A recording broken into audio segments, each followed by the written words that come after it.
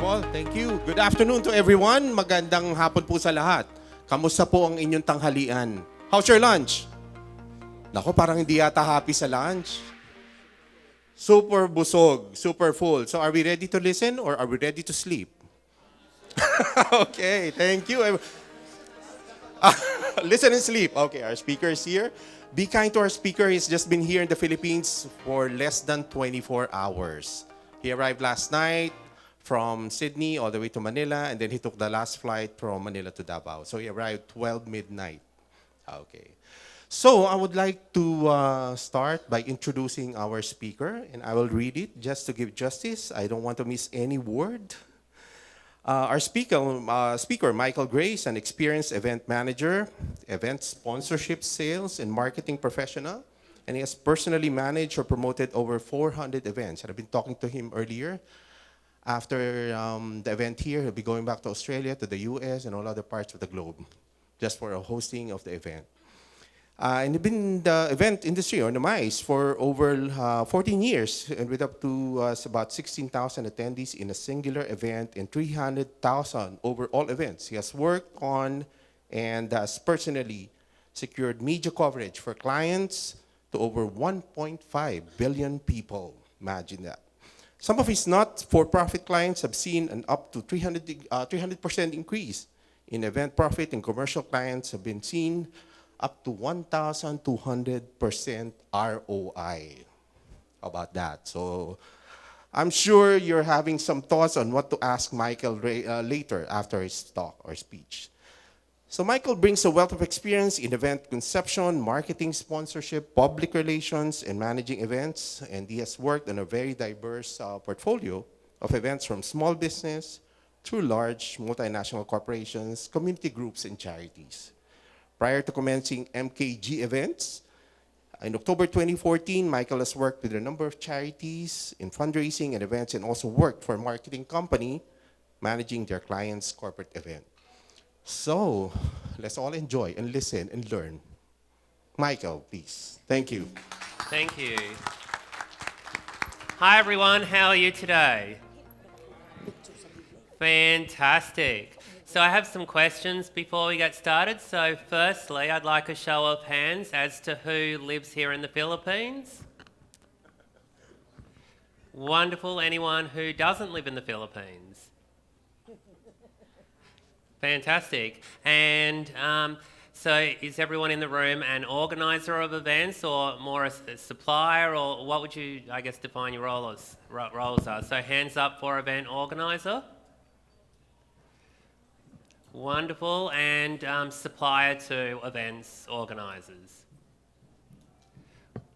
Wonderful. So yeah, thank you for your participation, everyone. So I guess, yeah, what's, I guess, very unique about what we deliver for our clients is firstly, we don't just organise the event, we don't just market the event or find the sponsors for the event, but also help them with the exhibition stand sales and management, corporate table sales and management. So what we bring together is a very comprehensive service delivery model. We currently work with a range of clients all over Australia as well as globally, from business expos, health and fitness expos, conferences, corporate events, networking events, training events, charity dinners, events on how to parent your children, how to get divorced, right through to how to have a happy marriage. So as you can tell, there's huge diversity in what we work on, and I think that's something that we can bring to the table in this presentation is how to deliver cutting-edge events across a very wide range of different industries. So just kind of keep that in mind later on for the Q&A. Today's presentation is on cutting-edge event designs. So as a business as well, we do both in-person, online, and hybrid events. As you can tell there, so that was already read through. So before COVID, obviously COVID has changed our industry very dramatically in so many ways. Before COVID, we just did in-person events in Sydney and Melbourne. But what we kind of evolved through COVID was delivering really successful and tailored online events that were kind of cutting edge at the time. So that model that we had pre-COVID of doing all the sales and the marketing as well as the production really, I guess, we brought that into the online model during COVID. So our first ever client that did an online event with us, they were a sales coach. They specialised in helping other types of coaches, so health coaches, relationship coaches, life coaches, that kind of crowd, in increasing the sales in their coaching and consulting business. So the brief was to get 25 people in the room that fit into that criteria. We delivered 40 people for that event. That was our first ever online event. And the client saw an 830% return on investment because they made over $50,000 in sales from the people that we brought. So if you look at this particular analogy from a cutting edge design perspective, what was it that was so unique about it? So firstly, and this is something that we have noticed consistently right up until this day as well, is that really focused events with focused target audiences that are built around a focused target audience with a focused message from a content perspective have exceeded, I guess, all of our expectations and the client's expectations as well. So, yeah, I think once you take into account the fact that you bring the right people to the event, you have the right message for them and the right follow through, that is ultimately what leads to the positive ROI. But also too, really kind of re-engineering, even in this current kind of contemporary stage. Our first ever hybrid event, that was actually a charity dinner. So there was quite a lot of the participants of the charity that didn't want to come just as we got out of lockdown to an in-person gala. So how we kind of evolved that through having the event live streamed to those people, but we also had stations where they could phone in during the auction to place their bids, and that led to a considerable amount of donations. So having a mindset of continuous involvement and also to continuous engineering, I think, is one of the key things that's, I guess, taken us through to this stage, and what will keep taking us through into the future as, I guess, the industry continues to face challenges, whether it's people's hesitation to come to events because of COVID, whether it's the clients not having the budgets they might have once had prior to COVID, but also to really kind of creating and constantly engineering new things. So even when it comes to sponsorship delivery, that's one key thing that we deliver for clients as well. But when it comes to actually designing the event around it, what we'll do is design the event sponsorship package, design the event sponsorship package so that the sponsor is designed into the event. So for example, we won't just offer the sponsor the opportunity of having their logo in the program. If it's the right kind of fit, the sponsor could be the MC of the event, they could be the auctioneer of the event, they could be a keynote speaker. So working out different ways, depending upon what's appropriate, to design them into the event is how they will get a lot more value as a result of their sponsorship, and subsequently as well, once they see greater commercial return, they'll obviously be willing to contribute more money moving forward to the event, become a longer term part, and maybe even sign multi-year deals, which fundamentally, in I guess, a market of clients' budgets particularly in some industry categories tightening, is really important to be, continuously evolving those relationships. So, so just run through that. So even when it comes to, kind of, once again, cutting edge event design. So one of our clients is a anti-human trafficking charity. They do lots of really great work all over the world, which is fantastic. Before they worked with us, they worked with another provider who unfortunately only made them $9,000 at a gala event. What we delivered for them was $125,000, so a very significant increase. So how did we get this particular increase? Well, it was a lot that went into the design of the event, a lot of thought, a lot of changes compared to the previous time. So firstly, what we did was we negotiated the costs with the suppliers more effectively. We also managed to get 30 sponsors for this event where our predecessor managed to get 0. We brought in 250 wealthy elite corporate individuals where the predecessor didn't bring in many of that category of person. But also too, we really thought about what is the best way to maximise the donations for this client. So yeah, once again, really taking the time to understand what the audience would like to buy, and obviously providing those items, but also too, when it comes to a charity fundraising auction, what we've found is clients that have bid sheets next to the items on the table typically make less money because the guest will bid just a little bit more than what the previous person did, where if it's a secretive system where people put their one-time best offer, people tend to bid much higher, because if they really want the item and they don't know what other people will do, they'll be as generous as they can afford to be, which is obviously what leads to the increase. And it's principles like that that have helped, and the way that we've designed the event, the way that we've constructed the event, that have helped our clients see really great results as far as that's concerned.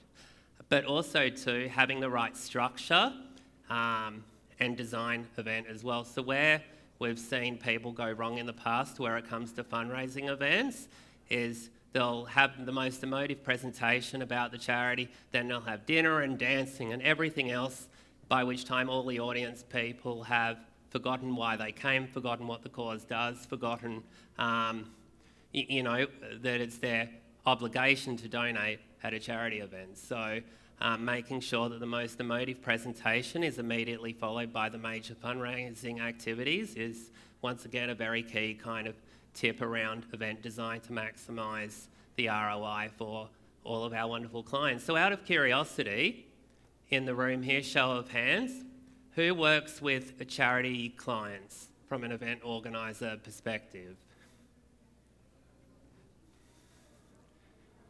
Wonderful. And who works with corporate clients? Small business clients?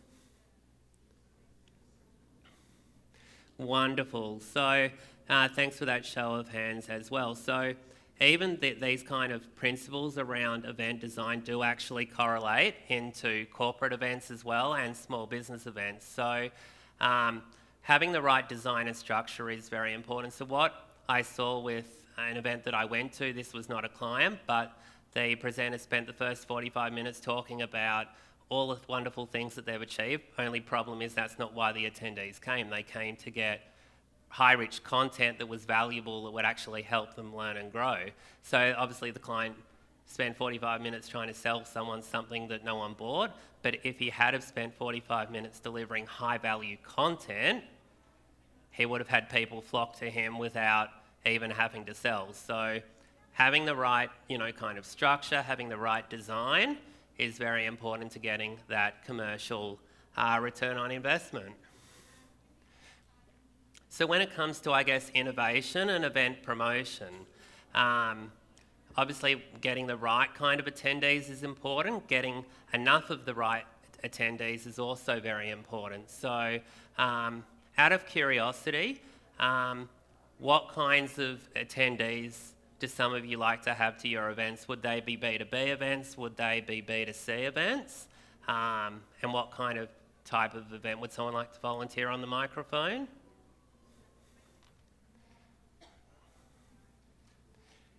I see.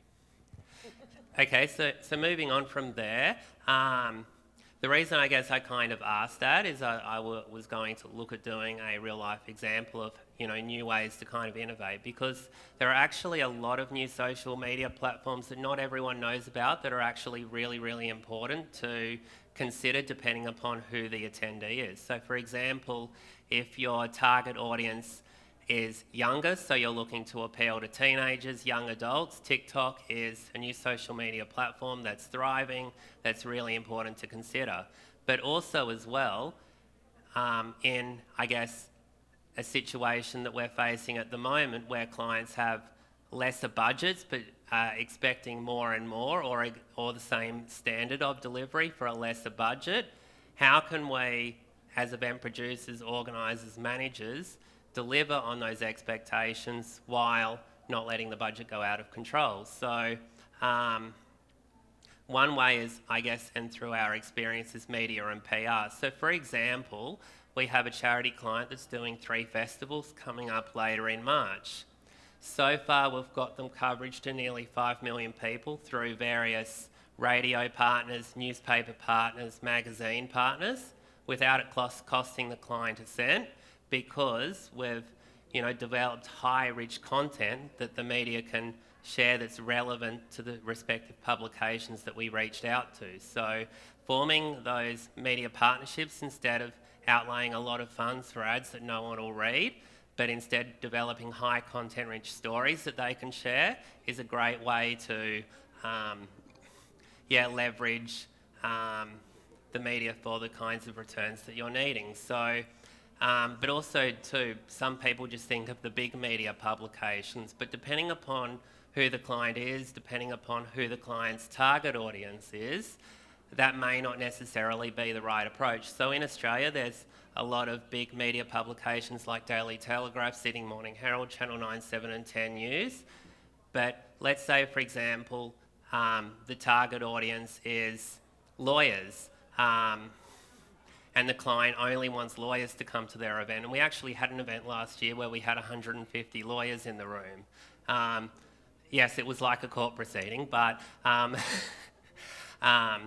what we actually did was we partnered, or may not have partnered with, I can't really say due to confidentiality, a legal publication that goes out to exclusively lawyers. So doing the research to find the right kind of media publication that can add value to bring in the right type of audience to your clients' events is also really important into the design, because I guess where the marketing of the event and the event design comes together is what clients, I guess, ultimately want is their commercial expectations met, and having the right design event with the right marketing obviously works towards the goals that we all have to work towards. So as another example as well,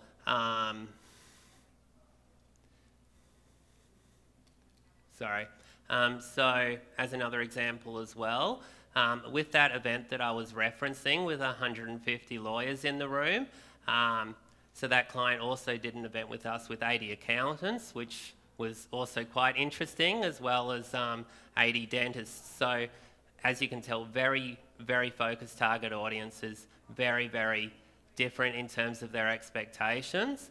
And then they also did an event with us targeted to, single mothers. So so they kind of did multiple focused events to different industry categories. So we had multiple different marketing plans, multiple different designs and executions, but ultimately the marketing content obviously had to change because mothers, I guess, at their expectations were less, where lawyers and accountants are very kind of precise individuals that like, statistics and data to convince them to come to an event, where obviously the mothers, come to it because of different reasons. So really taking all of this into account when it comes to the design is really, really important.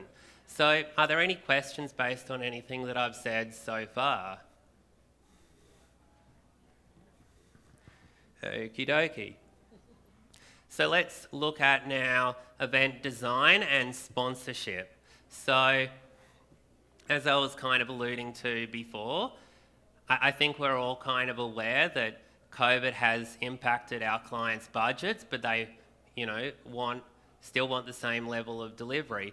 And I think also as well with emerging kind of trends that we're seeing with, in some countries, interest rates, in some countries, costs of living going up, in some countries, people still struggling to recover from the devastation of COVID, whatever the situation may be, but ultimately what's kind of important, how are we going to fund what we need to deliver to deliver on the client's brief. So sponsorship can be a great way to do that, but what's also really, really important when it comes to the event design is what is going to be beneficial to the sponsor in terms of design. And once we establish what the event design is, that then allows us to focus on who would be the right kind of person to approach. So, for example, with the event on lawyers, if that client wanted sponsorship, the kinds of companies that you'd approach would be,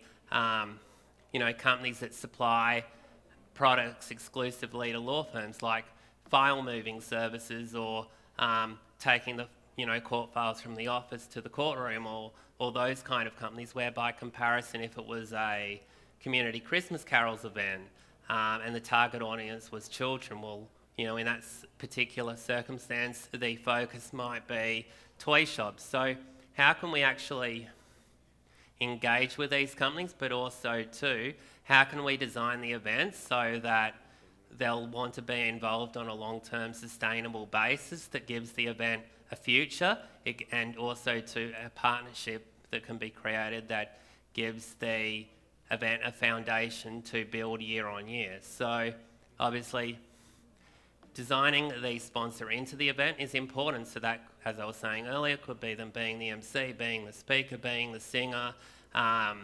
It could be getting the attendee registered, but gone are the days where it's just going to be a logo on a program.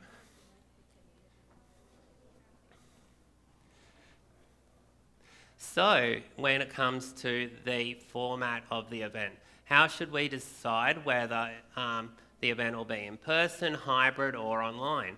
So I think there are many factors to consider here. First is who is the target audience of the event? What are their time constraints, as well as what the client's budget is. So let's say, for example, that the target audience of the event were lawyers. They tend to be really, really busy people, highly value their time. Our experience tells us online gets the best results, but furthermore, our experience also kind of tells us what time of day gets the best results as well. So for the client that did the event with 150 lawyers, we actually started the marketing campaign with A/B testing. So we had a 12 p.m. to 1 p.m. time slot and a 7 p.m. to 8 p.m. time slot. And what the marketing results showed in the first 24 hours was 1 attendee registered for the night event and 30 registered for the daytime event. So what that suggests, and what we advise the client, cancel the nighttime one, put all the marketing effort into the daytime one to make it super successful, because this is what this target audience wants. So in order to deliver more successful events that reach client outcomes, it's really important that we're considering everything when it comes to the design of the event, from the format to the time of day to the content that's going to appeal to them. So there are many, many considerations as far as this is concerned.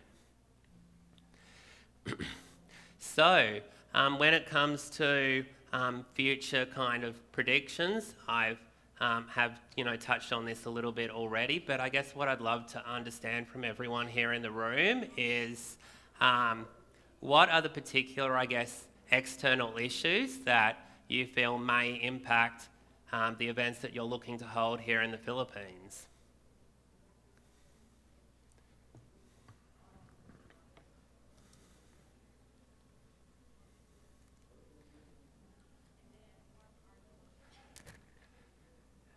Sorry, I heard someone speaking, but I couldn't hear what they said. There is a microphone just there and at the back of the room as well.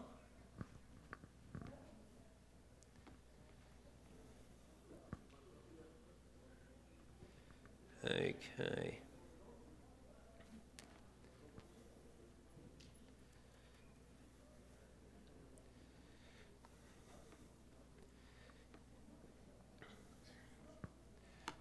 All good? Okay, wonderful. So, the next thing I guess I wanted to cover off is sustainable events. So, yeah, what's important, I guess, when it comes to why sustainability is so important is this is something that some target audiences are particularly becoming more interested in, particularly, once again, younger target audiences in our experience. But what can we do to make the event more sustainable, and what can we also do to share that with the attendees? So, for example, what can be recycled? What can be reused or donated afterwards to charities? So as an example, we had an event recently with one of our clients that's a divorce lawyer. So they had quite a bit of extra food after the event. It seems some people weren't overly hungry, unfortunately, but what we actually did was we took it down to the homeless shelter the night the event finished, and then the next morning sent out a media release to various news media publications that kind of highlighted how great the event was, and then also as well how we donated the food afterwards that was left over to those less fortunate. And that story got published, and then that generated them some more leads in addition to the ones that were already at the event. So sustainability, when done correctly, can be a really, really important thing as well. So culturally sensitive. What I think is really, really great on a global level, we have so many nationalities, so many different people in different situations that we can all learn and grow from through knowing.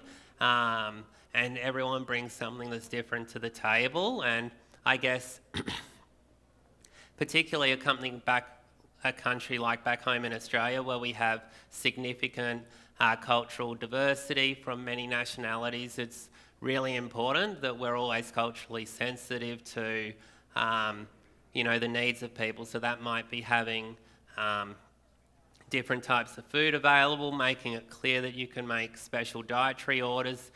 One of our clients culturally doesn't believe in alcohol, so he doesn't want to obviously fund alcohol for the guests, but he's fine if they want to get it themselves. So, managing, I guess, different expectations is also, really, really important. And now, I believe it's time for our Q&A. So let's fire up those questions. I'm dying to answer some questions here. Thank you, Michael. A big round of applause for Michael. Great. Thank you.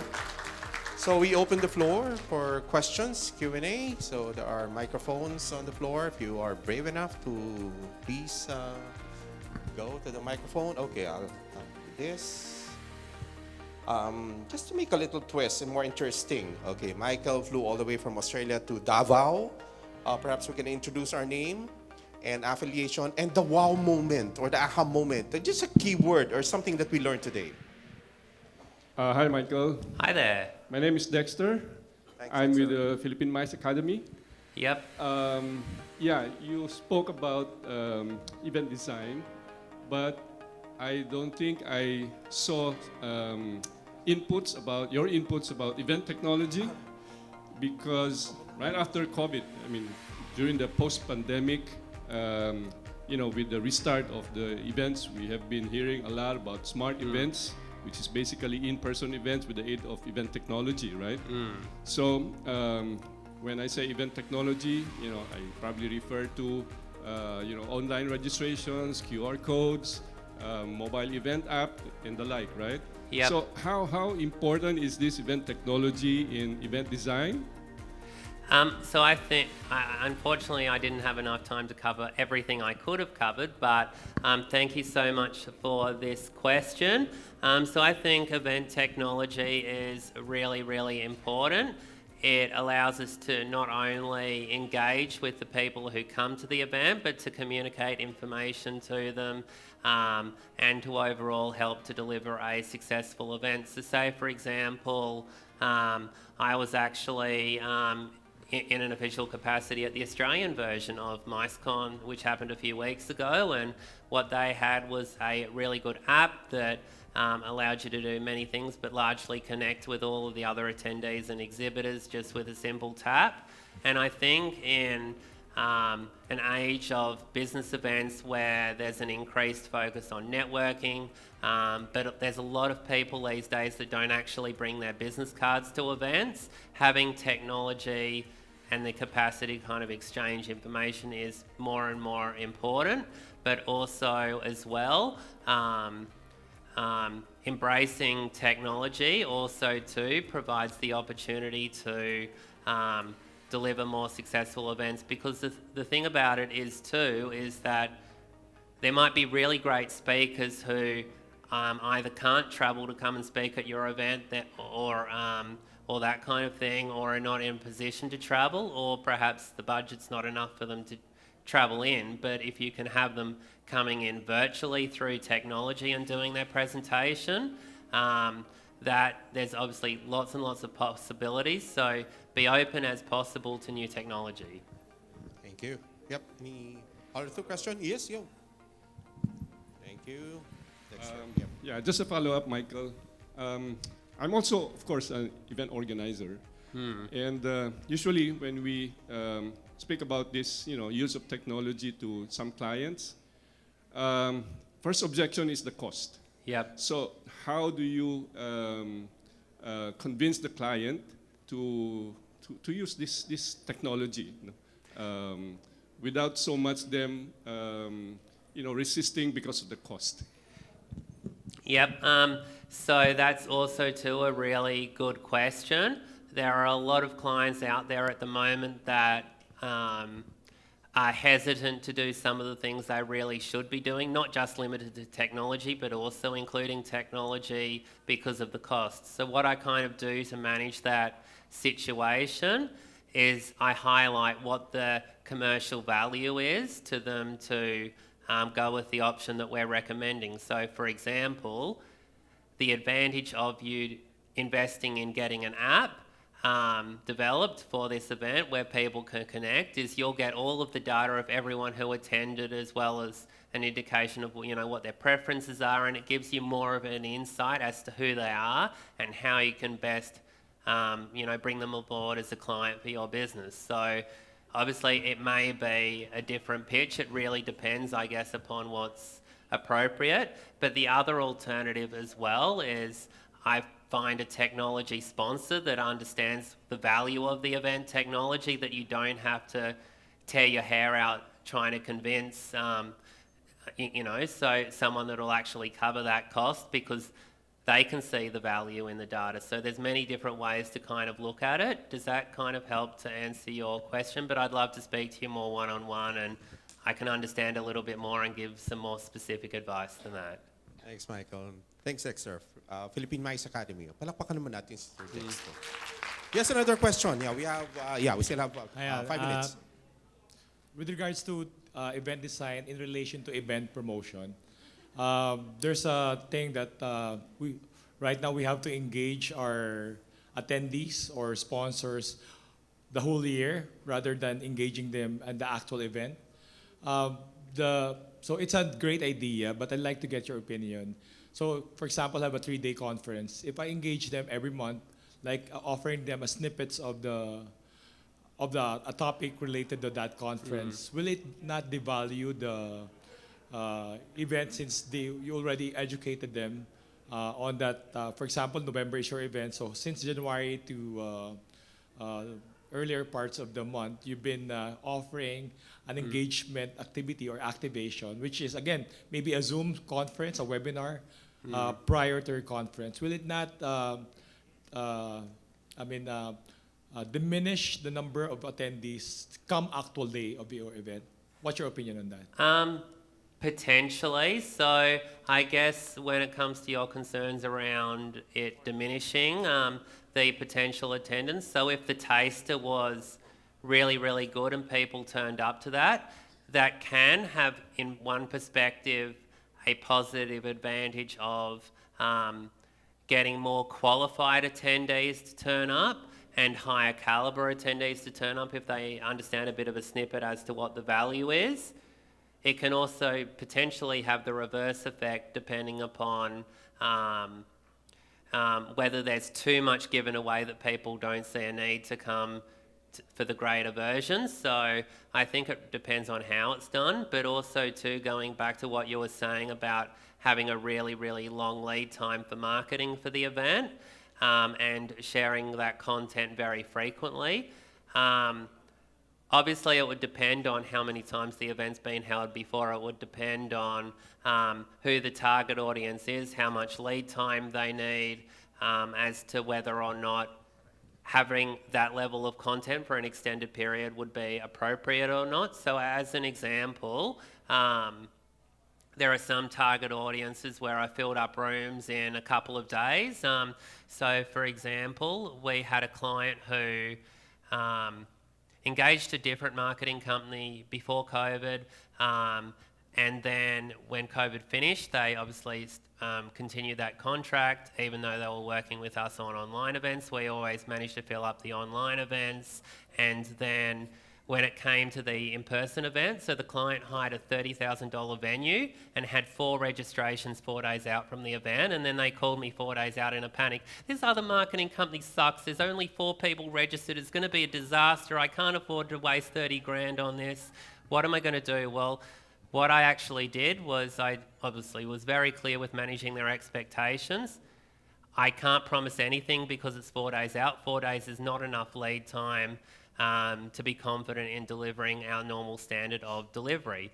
So what I ended up doing was partnering with, because their target audience was mothers, Brisbane mums, Gold Coast mums, Sunshine Coast mums, which is a collective group of 350,000 mums, which is a lot of mums. Anyway, it got 80 people in the event in 4 days, and the client was very, very happy and hasn't worked with anyone else since. So I guess just kind of going back to that, yes, content's important, having the right reach is important as well, but also too considering who the target audience is. So if you're, for example, looking to get CEOs of multi-billion-dollar companies, you know, 6 months plus would be ideal, particularly if it was a first-time event. So it really depends on the context, but let's have a conversation to understand more context so I can give you more information.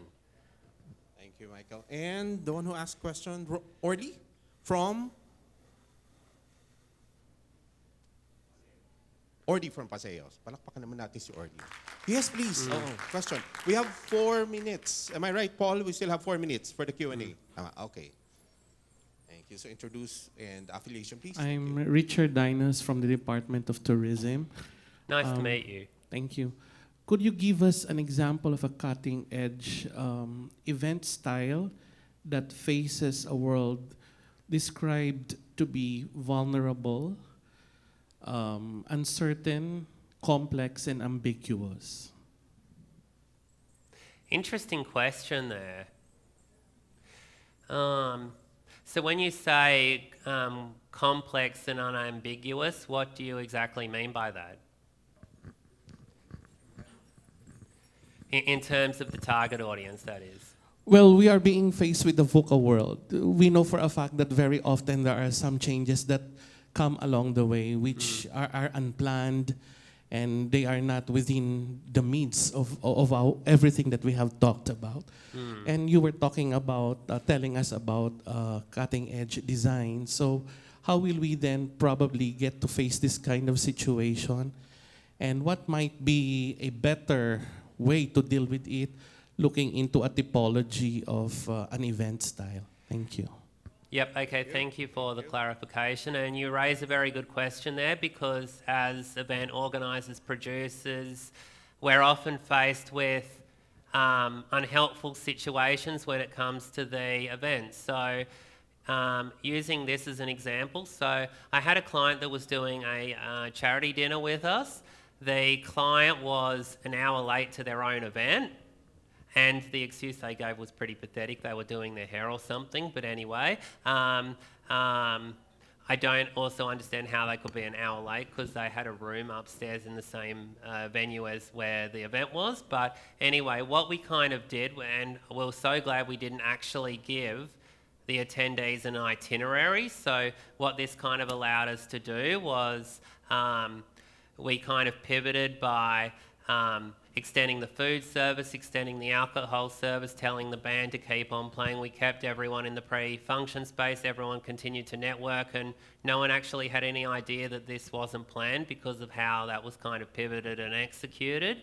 The event sure did finish an hour later than expected, but everyone had a great time and we had no complaints. So I think, and you know, I've been faced with situations that were even more challenging than that because they couldn't be covered up because this was an outdoor event where we just finished setup, the guests had started to arrive, and then it started to thunderstorm, lightning, hail. So needless to say, we had to call it off. So there are some situations, I guess, that despite our best efforts are harder to overcome. But I think when it comes to dealing with difficult target markets, with your question, and how to, I guess, deliver the best results, I think what's really, really, really important is to understand everything about the target audience that you're looking to bring in. And then once there is that understanding, then everything becomes a lot easier because the expectations are clear on what can be met. So let's have a bit more of a detailed conversation on that as well. Any further questions? Yes, thank you. Yes, how about a round of applause for the question from Regional Director of Region 3, Department of Tourism. Thank you, sir. Yep. Last question. We have one last question.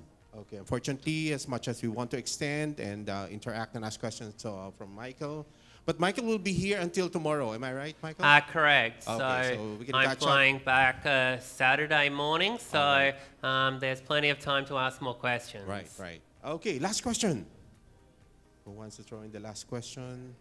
Okay, yes. Thank you. Question. I saw in the deck that you presented that 15 to 20% of your clients are staying online. I'd like to know what's the other solution against screen fatigue. Filipinos love food, so what we do is that we send out food to the attendees. But aside from that, any other suggestion, please? Sure thing. So I guess when it comes to online events and engaging with the guests, sending them out food and that kind of thing is a great way to get people engaged. But what we've also delivered for clients when it comes to online events as well is actual experiences that would normally be done in person in a remote kind of setting. So as an example, we had a client that was doing a client appreciation event for their clients. So what we did was we got all of the clients on Zoom, and beforehand we'd sent out cocktail making class kits to them via the post, and then we actually had an expert cocktail maker come in and deliver a presentation on how to make cocktails. Everyone had great time, so they weren't just drinking it all alone, but they were learning kind of how to make it and then enjoying it. So that event had a very high show-up rate and was very, very well received. But I think what we can do online is not just limited to the example I just gave, but I think the more creative we are in engaging people online, the better the response will be, because what we need to consider with an online event as well is that if people get slightly disengaged throughout the process, they're a lot more likely to leave than what they would be if they're in a room being seen and judged by other people. So there's a lot of, I guess, considerations when it comes to online events, but super duper keen to chat more on that too. Thank you, Michael. And the question came from? I'm Jeanette Sanchez from Ace Hotel and Suites, Director of Marketing. Thank you, Jeanette. Round of applause for Jeanette and Michael, of course. All right, so while we're doing the presentation earlier and while questions are being asked and answered, responded to, we have the graphic recording being done live. Fortunately, we have the chairs. Paul, can we remove the chairs and table? Is it possible to remove the chairs and table so everyone can see?